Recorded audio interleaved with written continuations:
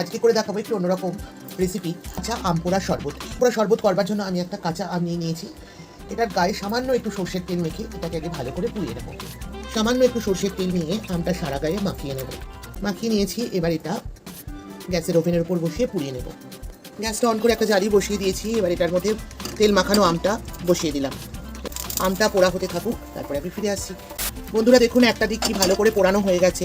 এবার আমি একটা চিমটির সাহায্যে আস্তে আস্তে আমটাকে একটু ঘুরিয়ে ফিরিয়ে দিচ্ছি, যাতে সব জায়গাগুলো ভালো করে পোড়ানো হয়ে যায়।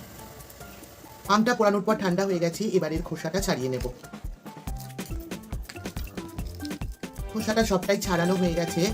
এবার এর গায়ে একটু একটু কালো কালো পোড়া অংশ লেগে আছে, তাই আমটা ভালো করে ধুয়ে নিয়ে তারপর আমি এর পাল্পটা বার করে নেব। আমটা ভালো করে ধুয়ে পরিষ্কার করে নিয়েছি। এবার আমটা ভালো করে চটকে আগে ওর পাল্পটা বার করে নেব। আটি থেকে সবটা আমের পাল্পে আমি ছাড়িয়ে নিয়েছি। এবার আমি একটা মিক্সারের জার নিয়ে নেব, তার মধ্যে আমের পাল্পটা দিয়ে দেবো। জারটার মধ্যে প্রথমে আমের পাল্পটা আমি দিয়ে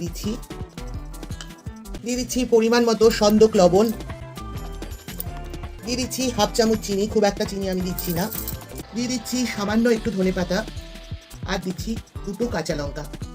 আপনারা এর মধ্যে পুদিনা পাতা ব্যবহার করতে পারেন, কিন্তু আমি পুদিনা পাতা খাই না বলে পুদিনা পাতা দিলাম না। সব শেষে দিয়ে দিচ্ছি ফ্রিজের ঠান্ডা জল। এবার এটার একটা পেস্ট রেডি করে নিচ্ছি। এবার এর মধ্যে আমি পেস্টগুলো ঢেলে দিচ্ছি। দিয়ে দিচ্ছি বরফের স্লাইস, জল দিয়ে দিচ্ছি ঠান্ডা।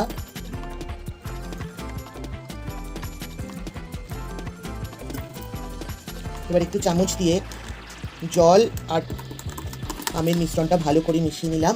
লেবু স্লাইস দিয়ে ঠান্ডা ঠান্ডা পরিবেশন করে খেয়ে নেব। প্রচণ্ড গরমে আরাম পেতে এর থেকে ভালো খাবার আর কিচ্ছু নেই।